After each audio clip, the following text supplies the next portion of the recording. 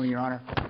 May it please the Court, my name is Ellis Baggs, appearing on behalf of the petitioner, Mr. Julio David Castillo. I just wanted to note briefly the context. These facts are not specifically relevant, but it's important that we remember that this case involves a lawful permanent resident who entered the United States in the mid-1980s as a minor. The entire family entered as lawful residents. His father naturalized shortly thereafter. While Mr. Castillo was still a minor, under the laws as it is written today, he would therefore be a citizen automatically. His mother naturalized shortly thereafter. Unfortunately, that was after he reached the age of majority, so he did not automatically naturalize at that point.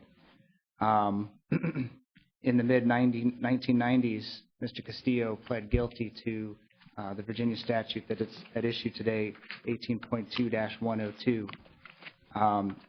He served 38 days actual jail time for that. 22 years later, Department of Homeland Security detained Mr. Castillo and told him that because he pled guilty in 1995, he was a deportable lawful permanent resident, and he has now been in custody for 2.5 years while his case has proceeded.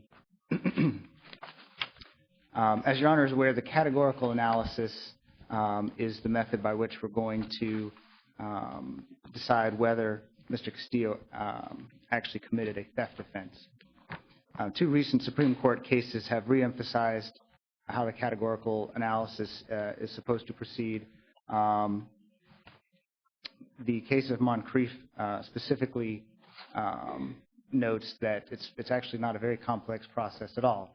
We'll look at the generic definition of theft under the Immigration and Naturalization Act, and then we will compare the elements of 18.2-102 and determine whether those elements match up to the generic definition.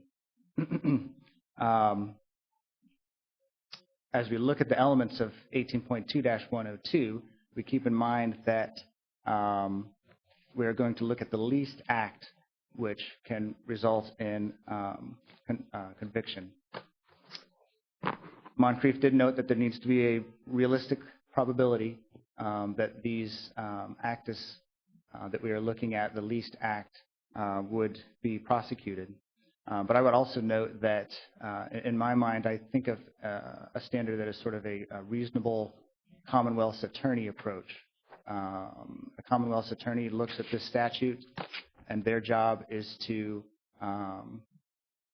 try to fit whatever they can into this statute. So I think there are many different situations that we can look at to determine what is the least act that's reasonably possible to be prosecuted.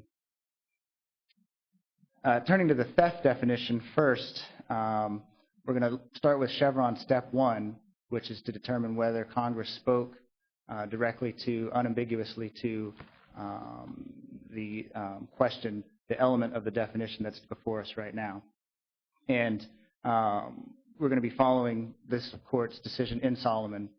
Solomon did the same analysis for a different proposed element of the theft offense and found that Chevron Step 1 was sufficient.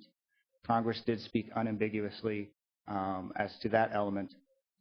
Similarly here, there are clearly aspects of the theft definition that are ambiguous. But as Solomon said, there are outer boundaries. There are specific items that are unambiguously not part of the theft definition. To determine Congress's intent, we're going to look, first of all, at the list of aggravated felonies. It's very clear that these are highly serious crimes: murder, rape, bribery, extortion, running a prostitution business. I won't list them all. I listed them in the brief. The closest additional aggravated felony is the fraud aggravated felony. Congress set a limit of $10,000 before this will be considered an aggravated felony. Clearly, Congress's intent was that they are targeting the most serious crimes. I'd also point out that these are aggravated felonies. Congress used the word aggravated. I did check Black's definition of aggravated: made worse or more serious by circumstances such as violence, presence of a deadly weapon. Not every felony is an aggravated felony. That's clear. The Ninth Circuit in Corona Sanchez also looked at this congressional intent. They pointed to similar factors. These are aggravated felonies. They did point to some legislative history. House report from the 1995 amendments declaring the purpose of the amendments was to target serious crimes. They pointed to... And one of those serious crimes is a theft offense for which the punishment is a sentence of at least 1 year imprisonment. So I get your point that there are a series of, I guess, gradations of seriousness in this statute, but this theft offense is one of them. Exactly, and it has to be a theft offense, which they thought was a serious crime. They think that theft is serious, and so therefore there's a clear delineation between other types of deprivation of possession of property, for example, that are not serious and therefore not theft offenses. Well, Mr. Baggs, don't you really have, in order to prevail, don't you have to try to make the argument to us that the Virginia unauthorized use statute is not a theft offense as defined by the INA, because you're not going to prevail by saying that the INA's definition is unreasonable, are you? No, certainly not. The INA's definition is... So why don't you go through, it seems to me it might be most productive, to tell us why the Virginia UUV statute does not match up to the INA's definition of a theft offense. Well, and by INA, we're talking about the statutory definition. And so just to clarify, that definition includes, under Chevron Step 1, an unambiguous elimination of anything that's not serious.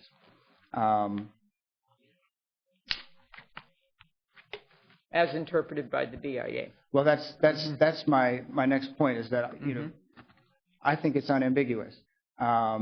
Looking at Step 2, if you need to look at the BIA's interpretations, BIA hasn't told us very much at all, unfortunately.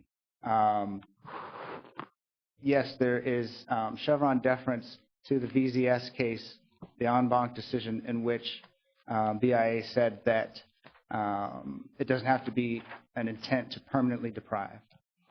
Beyond that, they're saying that it's an intent to deprive the owner of the rights and benefits of ownership, even if such deprivation is less than total or permanent. Is that correct? That's exactly right. Okay. And if it's less than total or permanent, that means total or permanent would be 100%. They do not speak to whether 99% is what crosses the line into theft, or whether 10% is what crosses the line into theft. Okay. Now, the BIA and VZS did say that not all takings of property will meet the theft offense standard because some takings entail a de minimis deprivation of ownership interest. Exactly. And now, why, in what respect can you rely on this language? It clearly is dicta. It is dicta. So tell me how we can consider that in terms of the statutory analysis we have to do here. Exactly. If, as a matter of law, you read a statute and someone can be convicted for having committed a de minimis deprivation of property, and my understanding is de minimis could be a temporal de minimis, or it could be a ownership rights de minimis. So, for example, a de minimis temporal taking would be 10 minutes a day. We don't know exactly where the line is, but it's something that does not specifically cause the owner a huge amount of harm because they've been dispossessed of this property for a very short time. Give us an example then, Yep. if you could. I've What got would lots of be a examples. violation of the UUV statute in Yep. Virginia that would not constitute a theft offense under the BIA's definition interpreting the INA? I feel like one of my favorite examples is golf cart joyriding. There's no breaking and entering. A golf cart is sitting outside. You get on the golf cart, drive it around. You never leave the golf course. So there's no taking because you haven't removed the item from the owner's property. Have you deprived the owner of possession temporarily by driving it? You may or you may not. And again, we're looking at. Are you positing then that the golf course is closed and the owner wouldn't want to use it, or we can look at both those hypotheticals. more. Exactly. So one is that the golf course is closed.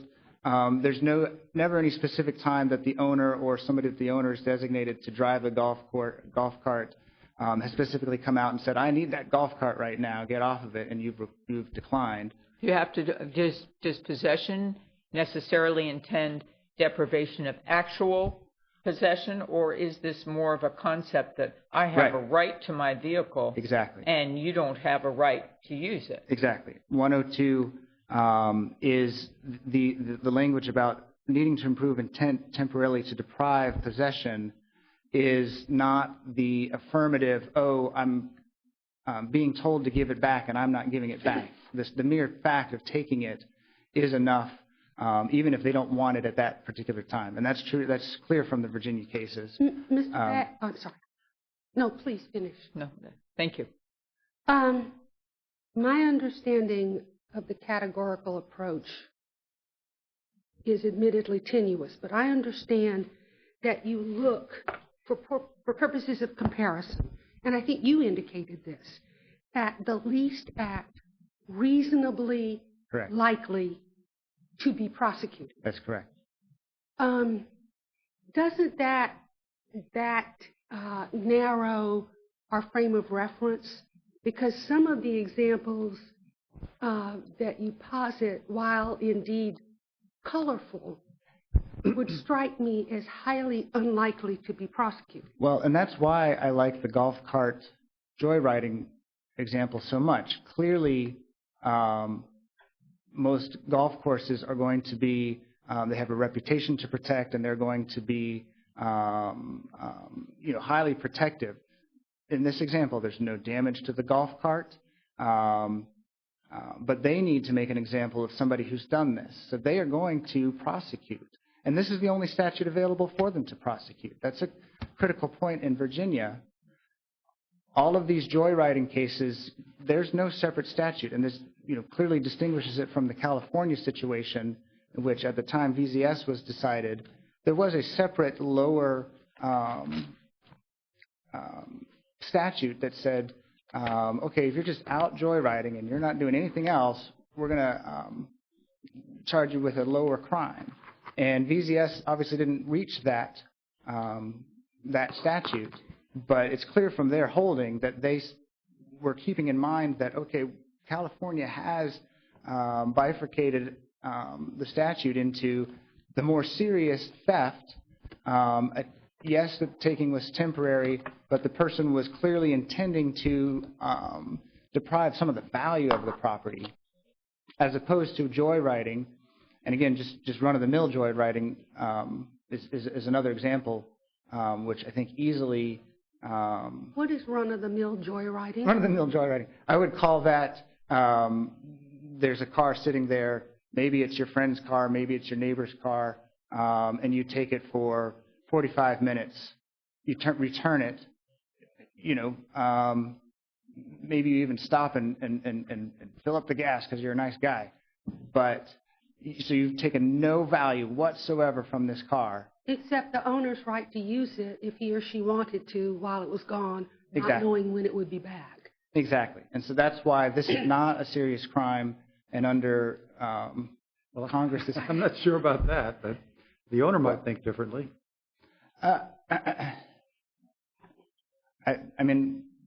Frankly, the owner's opinion isn't exactly relevant. obviously they are upset, and that's why they would want this prosecuted and why there is a need to do this.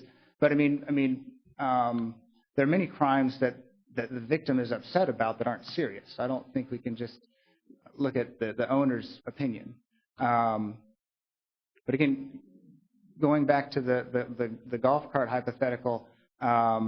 Does it deprive them of the rights and benefits of ownership, even if that deprivation is less than total or permanent? The answer is, and again, just because it's temporary and less than permanent doesn't mean that we don't look to the temporal piece. I think you understand that. And so it is, for Virginia purposes, it does meet this language of there was intent temporarily to deprive possession. So the answer is yes, there is intent to deprive possession, but it's not theft. And it's clear that these arguments that all you have to do is take possession of a piece of property for whatever short amount of time. We never look at the time. Of course, we're going to look at the time. And BIA has no no deference to the idea that the time is irrelevant. I want to briefly mention the Jagernoff case from the 11th Circuit, in which specifically it is a very similar situation in which we find that, okay, they found that appropriation is not theft, and yet they looked up the definition of appropriation, which said a taking of possession. So the 11th Circuit, and that was affirmed last year, 2013, in the 11th Circuit by Ramos. So there's clearly precedent for a finding that taking of possession is not a taking of ownership sufficient for theft. Thank you very much, Mr. Baggs, and you have some time reserved for rebuttal. Ms. Thomas-Doris?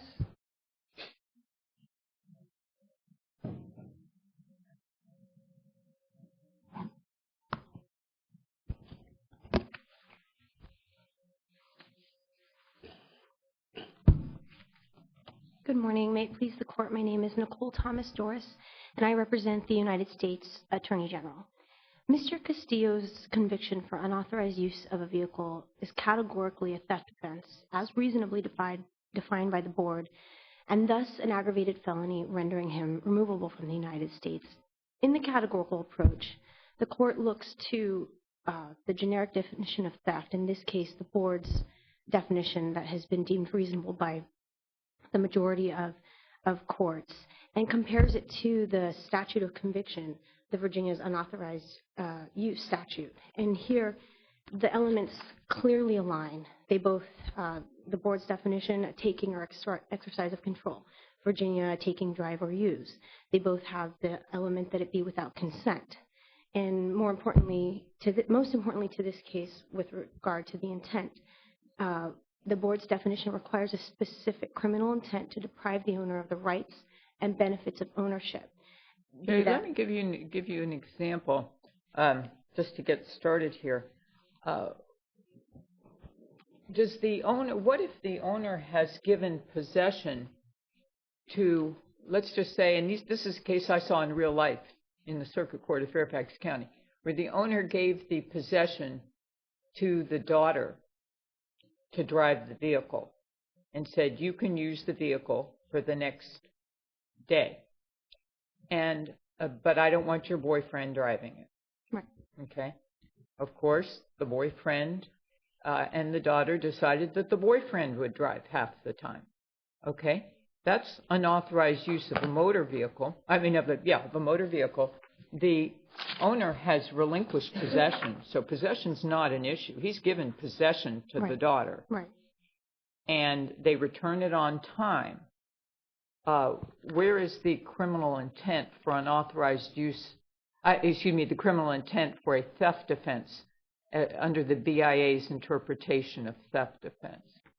The Board, in Garcia Madruga expanded the specific intent requirement there to include exercise of control after the Supreme Court had acknowledged that exercise of control formulation in the intent. And the board there in a footnote stated that that formulation envisioned indirect takings, or where the original not taking, but was a consensual giving of the property later to become somehow outside of the scope. You're saying the boyfriend has committed a theft offense under the BIA's definition by driving the car from McDonald's to Wendy's during the course of this day-long period of time. Well, it has to be tied to that criminal specific intent to deprive the owner of the benefits and rights. Okay, well, where's the intent in my example? It's the intent to. What was the boyfriend doing control. that was criminally a theft offense? He's exercising control over the property without the consent of the owner. Yeah, he drove it for a mile, but the owner had already given it to his daughter. The owner didn't expect it back for another 12 hours.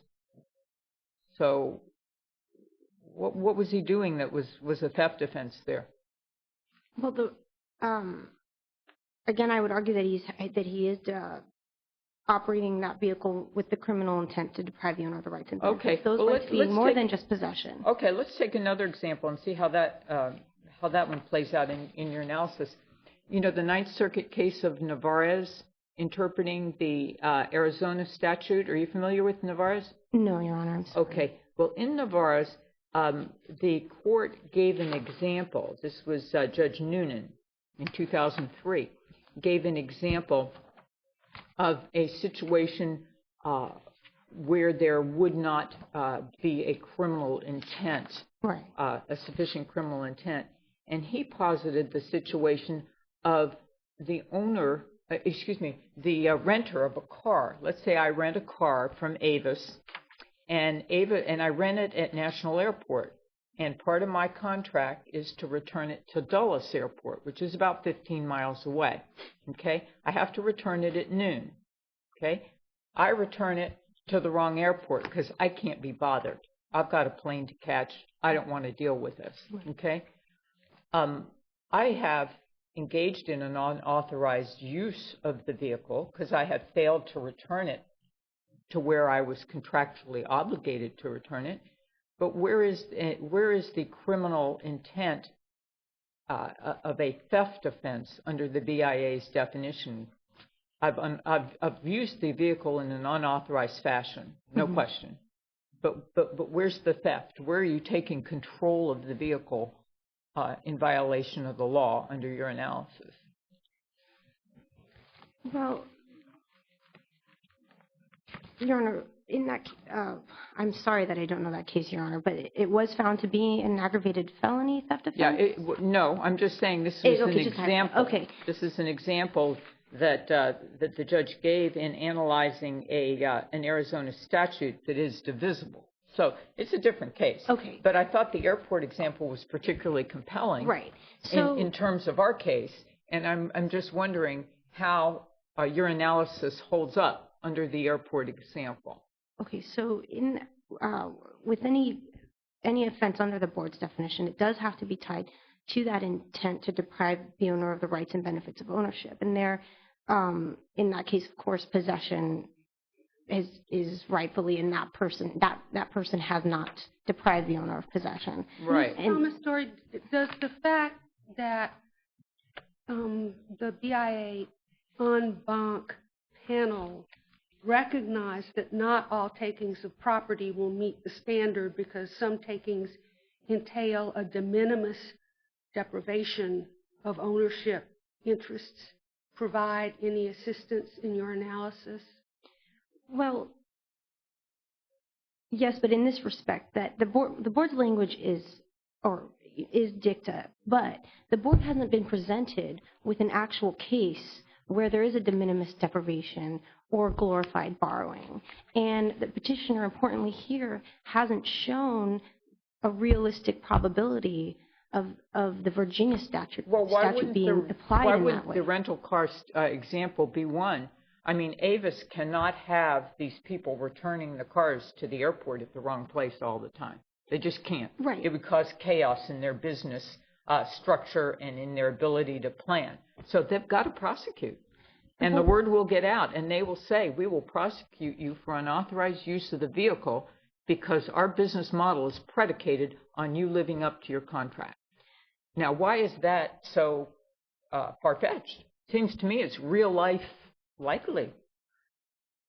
Right, and if the petitioner were able to point to an actual prosecution of the Virginia statute to those facts, Well, you don't then that have would to. be different. What you want is a reported case, it seems to me. Or And it seems to me that that's the flaw in your argument. I think the law doesn't require a reported case that contradicts your analysis. It seems to me that the law requires a plausible scenario under which someone could violate the law, in this case the Virginia UUV statute, and still not commit a theft offense. The law doesn't require, tell me anywhere that says that the law requires a reported case, a real-life case that happened, as opposed to something that plausibly could happen. In the Supreme Court in Duenas-Alvarez states that in order to show that that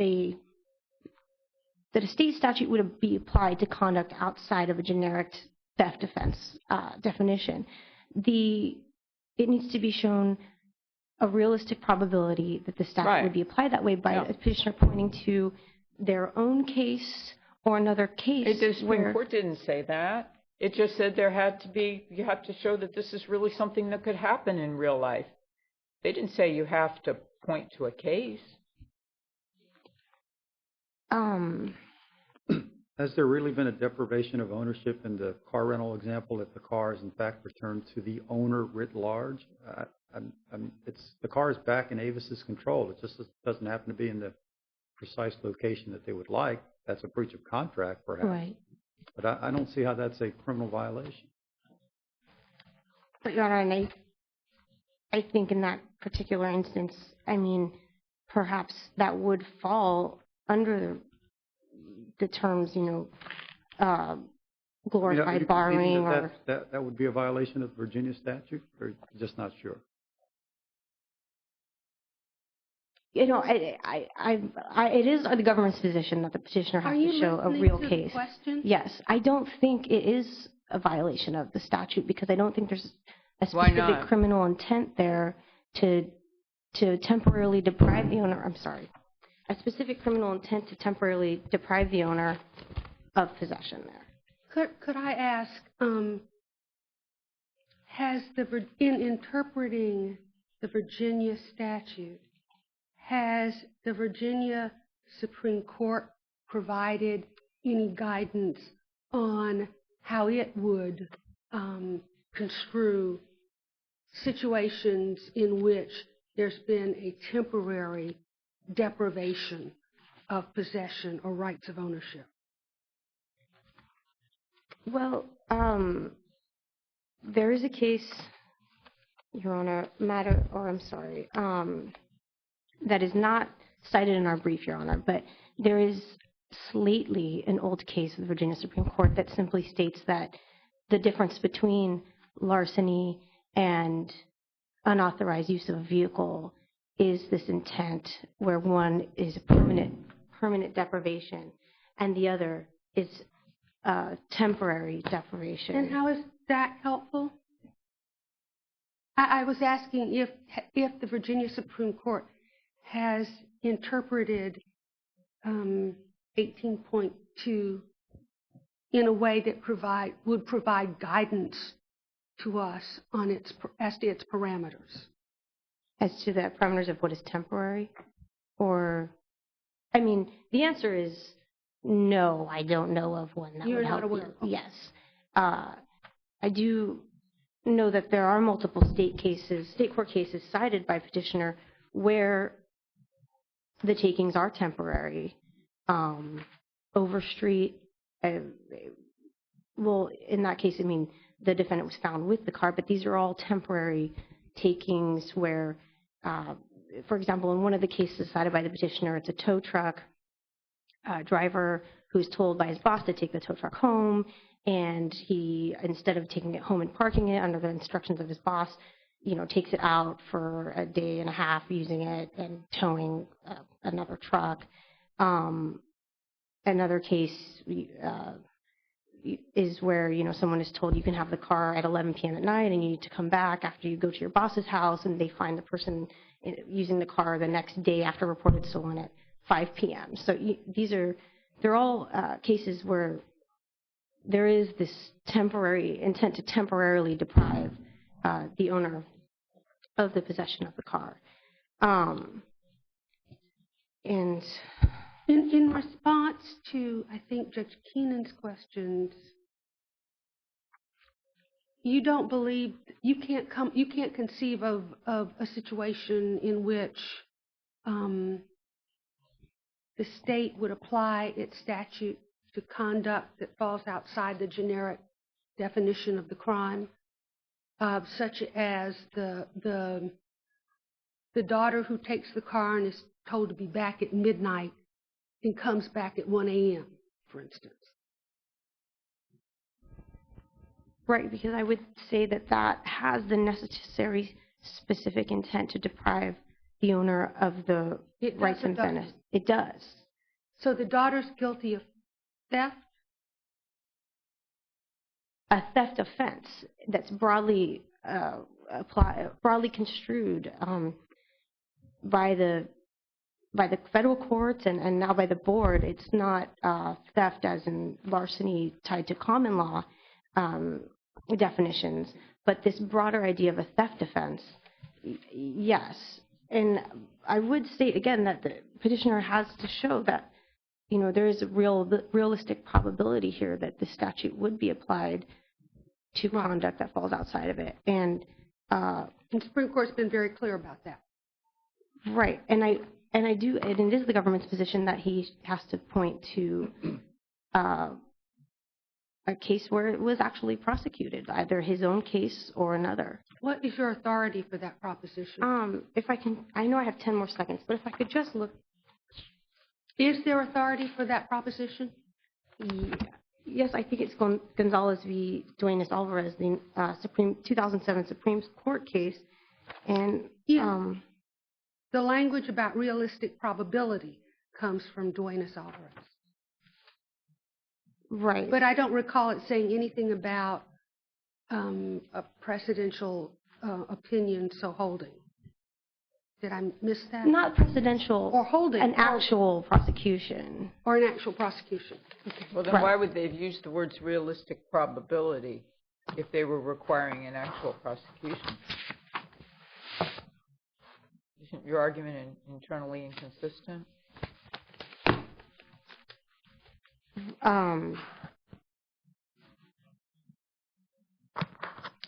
Your Honor, I'm sorry. I was looking for the language in Gonzalez v. Duenas-Alvarez. I can't find it at this moment, but I would say that the petitioner must, I'll just say this, the petitioner has not shown a realistic probability here because the elements line up so neatly that you have each element of the board's reasonable definition in the statute, in Virginia statute. So I would say that there's a categorical match here. He has not shown the realistic probability, and therefore he has committed an aggravated felony and is removable from the United States, Your Honor. Thank you. Thank you. Mr. Baggs, you have a few moments for rebuttal. Thank you, Your Honor. It's clear the case is coming down to the question of realistic probability. And to answer your question, there is no authority further refining the definition of realistic probability. The Supreme Court in Moncrief repeated the language realistic probability, but again declined to offer any further guidance as to what that means. I would agree with Judge Keenan that a realistic probability is a very broad possibility. We can look at any sort of situation and put ourselves, as I said at the very beginning of the argument, in sort of a position of a reasonable Commonwealth's attorney to try to decide. Yeah, you're certainly right, and it is very broad, limited somewhat by the next phrase that the state would apply its statute to. I'm agreeing with you that it is. I'm simply saying there's a bit of a caveat. Exactly. And again, I am enthusiastic about colorful examples, and you know that.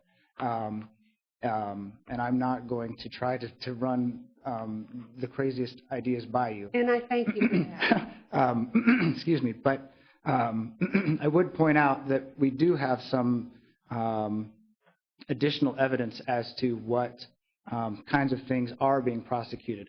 First of all, I would point out Judge Keenan's language in Tucker versus Commonwealth that we are bound by the plain and unambiguous meaning. So when we look at the word use, use is plain and unambiguous, and it's a very broad term.